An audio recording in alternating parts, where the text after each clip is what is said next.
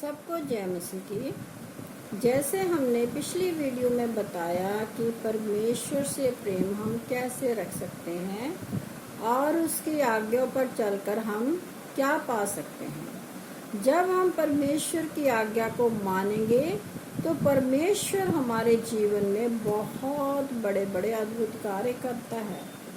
ये नहीं कि वो पुराने नियम में ही लोगों के जीवन में कार्य करता था, आज भी करता है। आज भी परमेश्वर वैसा ही है। कल, आज और युग न युग परमेश्वर एक सा ही है। परमेश्वर कभी नहीं बदलता। इंसान बदल जाते हैं, पीढ़ियाँ बदल जाती हैं, साल बदल जाते हैं, समय बदल जाता है, लेकिन परमेश्वर कभी नहीं बदलता। वो जैसा शुरू में था वैसा ही आज है। और हम इसे देखते हैं कि जब हम परमेश्वर की आज्ञाओं का पालन करते हैं तो परमेश्वर हमारे जीवनों में बहुत सी ब्लेसिंग देता है, बहुत से आशीष देता है। हमारे जीवनों को वो आशीषों से भरपूर कर देता है। वो हमारी सोच से परे होकर कार्य करता है। जैसे उस हम वचन में पढ़ते, उसने कहा कि मैं तुझे पूंछ नहीं बल्कि सर बनाऊंगा। और सचमुच पिता ऐसा ही करता है। वो अपने बच्चों को सर बनाता है, शिरोमणि बनाता है, उनका मान इज्जत संसार में बढ़ाता है। लोग जान पाते हैं कि इनके साथ इनका परमेश्वर प्रभु यीशु मसीह है। हमें फिर अपने जीवन की खुद गवाही नहीं देनी पड़ती, बल्कि लोग हमारे जीवनों को देखकर हमारे जीवन की गवाही देते हैं कि ये लोग पहले कैसे थे, अब कैसे हैं।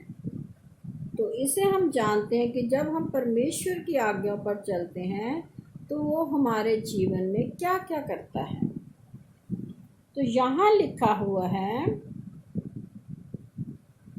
यदि तुम मेरी विधियों पर चलो और मेरी आज्ञाओं को मानकर उनका पालन करो तो मैं तुम्हारे लिए समय समय पर मैं बरसाऊंगा तथा भूमि अपनी उपज उपजाएगी और मैदान के वृक्ष अपने अपने फल दिया करेंगे।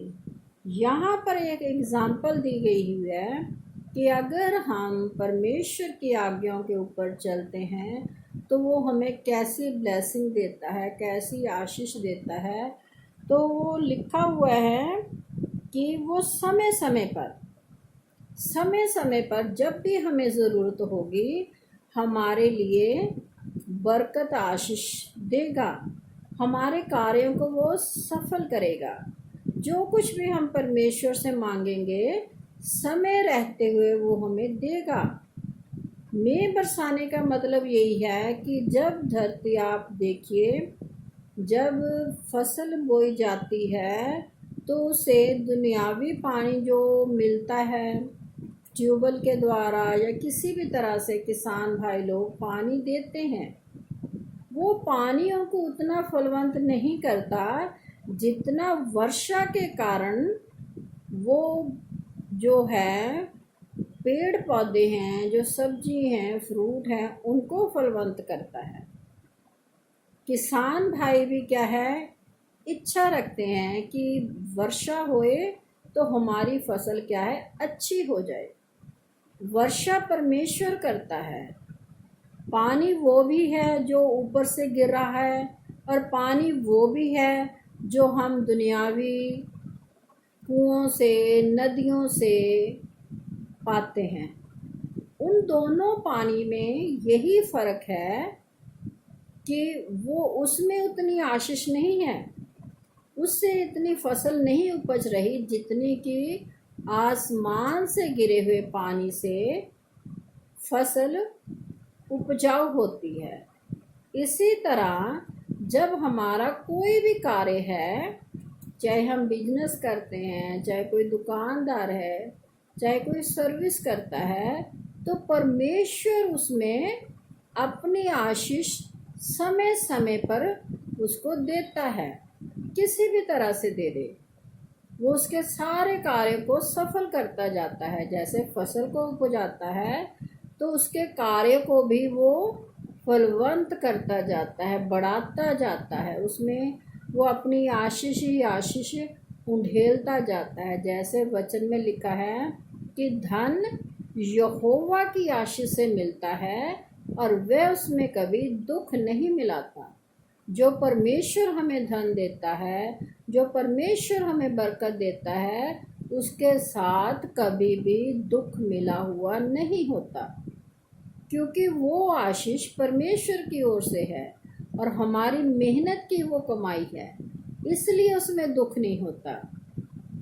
और जो लोग क्या है रिश्वत लेते हैं या ठगी चोरी करते हैं या किसी को धोखा देते हैं, बहुत से लोग तो अपने भाई बहनों को भी धोखा देते हैं, धोखे से उनसे पैसे ठग लेते हैं, या किसी भी प्रकार का आप कह लो, वो उनका जो पैसा है ऐंठने में लगे रहते हैं कि किसी भी तरह से हम अपने बहन भाई को लूट ले, तो उसमें वो आशीष नहीं होती।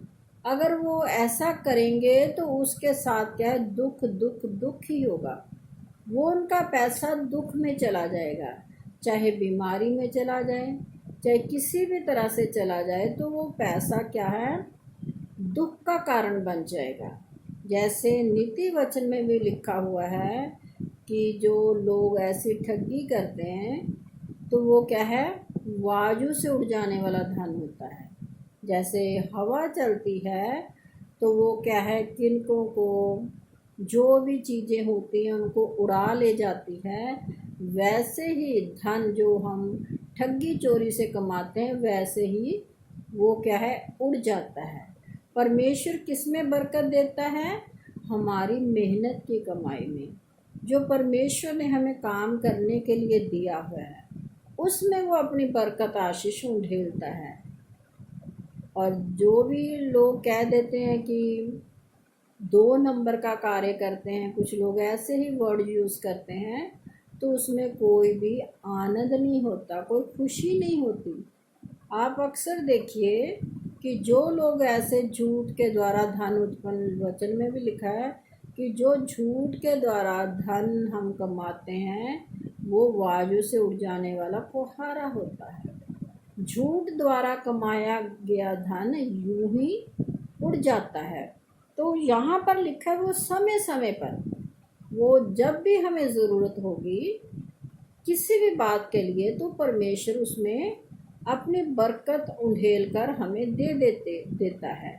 हमारी ज़रूरत को क्या है, वो पूरा करता है, तथा भूमि अपनी उपज उपजाएगी और मैदान के वृक्ष अपने अपने फल दिया करेंगे। यहाँ लिखा कि मैदान के फल क्या होते हैं, जो दरख्त लगते हैं, किसी तरह का फ्रूट होता है, तो वो समय समय पर परमेश्वर हमें क्या है, देता है। किसके कारण, उस वर्षा के कारण।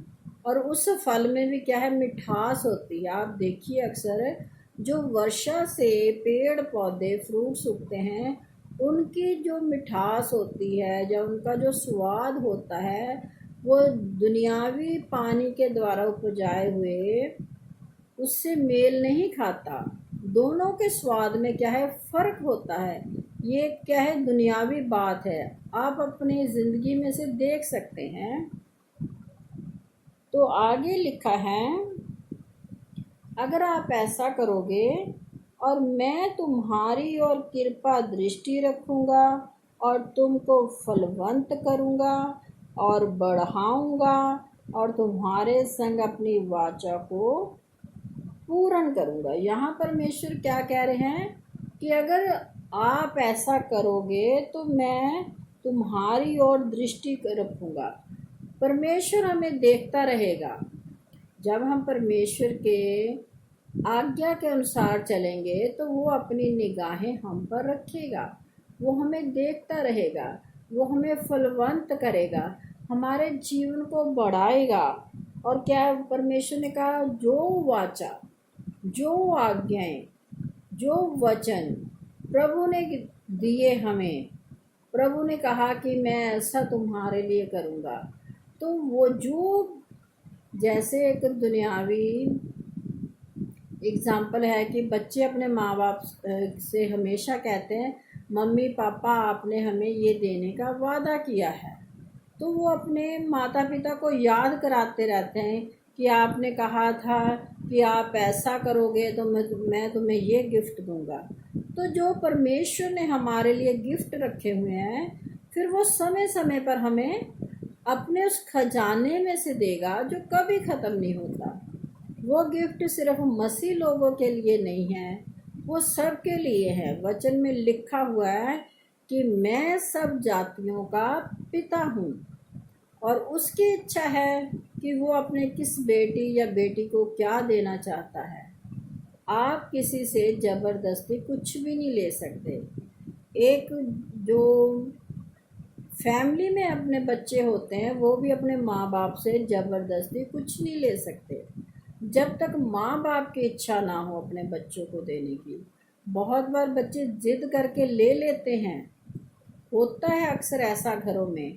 लेकिन क्या है कि जो खुशी और जो आनंद से हम अपने बच्चों को देते हैं, उसमें बच्चों की भी खुशी और आनंद मिक्स हो जाते हैं। दोनों खुश रहते हैं, माँ बाप भी खुश रहते हैं और बच्चे भी। तो हमें भी परमेश्वर के उसी तरह प्रकार के बच्चे बनना है कि हमारा परमेश्वर भी खुश रहे और हम भी खुश रहें।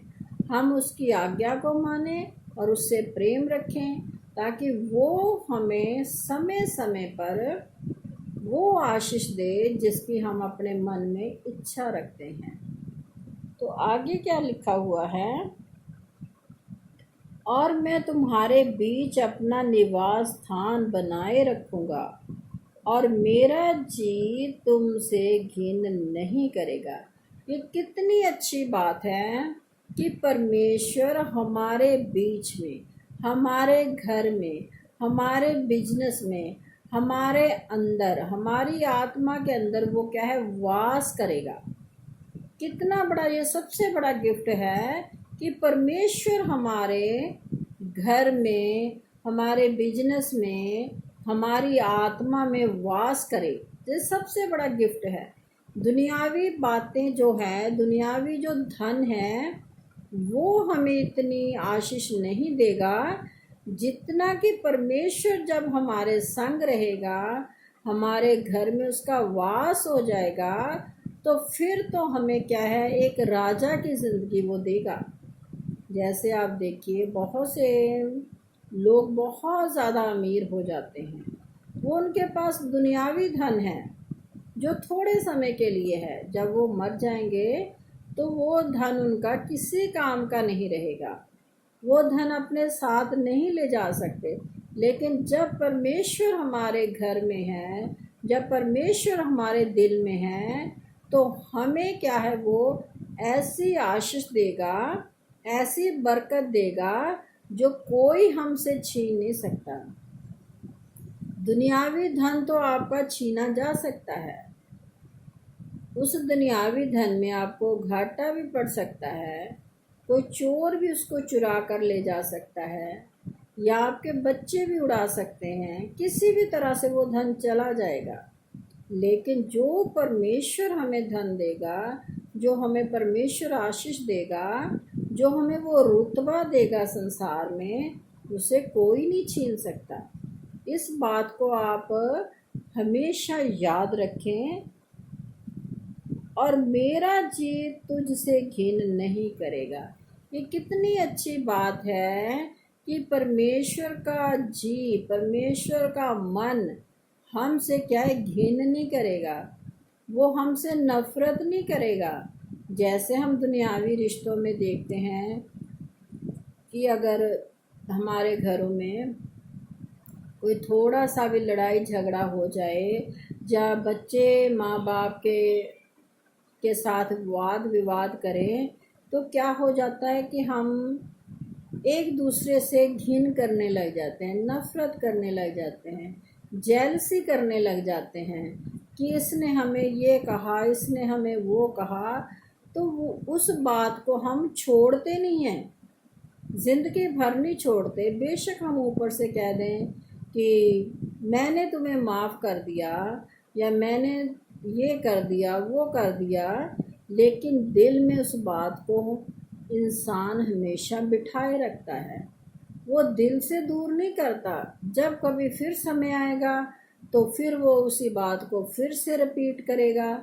लेकिन हमारा परमेश्वर ऐसा नहीं है। वो हमसे घिन कभी नहीं करता। हम चाहे पाप भी करते हैं, माफ़ी भी मांगते हैं परमेश्वर के आगे, तो जब परमेश्वर का प्रेम हम में बना रहेगा, जब परमेश्वर के मन को हम भाने वाले हो जाएंगे, तो फिर उसका जी क्या हमसे कभी घिन नहीं करेगा। वो हमें वो स्वर्गीय राज्य देगा जिसका देने का उसने हमसे वादा किया है। हम दुनियावी दौलत पाकर थोड़े समय के लिए खुश रह सकते हैं। दुनियावी चीज़ों को पाकर हम थोड़े समय के लिए खुश रह सकते हैं। ये हमारी थोड़ी सी खुशी है जो हम संसार में हर इंसान ढूंढता है। हर एक इंसान ये चाहता है मेरे पास धन दौलत हो, मेरे पास अच्छा घर हो, ये हो वो हो। इसी में इंसान क्या है, हमेशा लगा रहता है।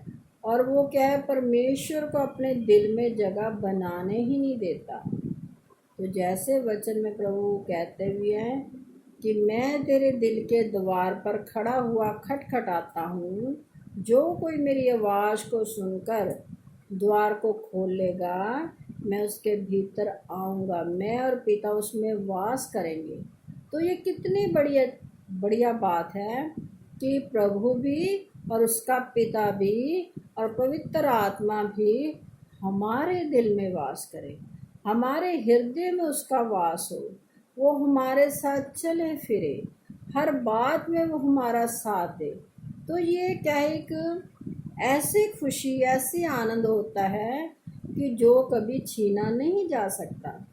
आप बहुत से बहन भाइयों को देखिए जिनके पास कुछ भी नहीं होता, फिर भी उनका जीवन बहुत खुशियों से भरा होता है, बहुत आनंद भरा होता है। थोड़े समय के लिए उनको भी दुख होता है कि उनकी ज़रूरतों को पूरा करने के लिए उनके पास पैसा नहीं है। लेकिन ये जो दौलत परमेश्वर हमें धन देता है, जो उसका वास है, सबसे बड़ी दौलत हमारे लिए, तो वो हमें क्या है, सीधा उसी के पास ले जाएगी। फिर हमें ये नहीं कि तड़पना पड़ेगा, जैसे वचन में भी लिखा हुआ है कि लोगों का जब न्याय होगा तो जो अच्छे इंसान हैं वो सीधे स्वर्ग में चले जाएंगे, लेकिन न्याय उनका भी होगा। वहाँ फिर ना कोई रोना होगा, ना दांत पीसना होगा, वहाँ पर कोई रोग नहीं होगा, दुख नहीं होगा, वहाँ पर हम प्यासे नहीं होंगे। वहाँ प्रकाश वाक्य की पुस्तक में पढ़ सकते हैं, बहुत कुछ लिखा हुआ है। जो परमेश्वर की आज्ञा को मानते हैं, उससे प्रेम करते हैं, उनके लिए ये सब कुछ है। उनके लिए नहीं है जो सिर्फ नाम के मसीह बनकर बैठे हुए हैं। नाम के मसीह बनने से आपको कुछ भी प्राप्त नहीं होगा। जब आपने कुछ कार्य ही नहीं किया परमेश्वर के लिए, परमेश्वर को समय ही नहीं दिया, परमेश्वर के घर में नहीं आए, परमेश्वर के साथ आपने संगति की नहीं, तो आप आशा कैसे लगा सकते हो कि वो आपको स्वर्गीय जीवन देगा। तो इस बात के ऊपर आप मन लगाइए, ध्यान से सोचिए इस बात को। ये बहुत गहरी बात है जो लोग भूल चुके हैं कि हमें परमेश्वर की आज्ञा पर चलना है, और उसकी आज्ञा क्या है, कठिन नहीं है। तो सबको जय मसीह।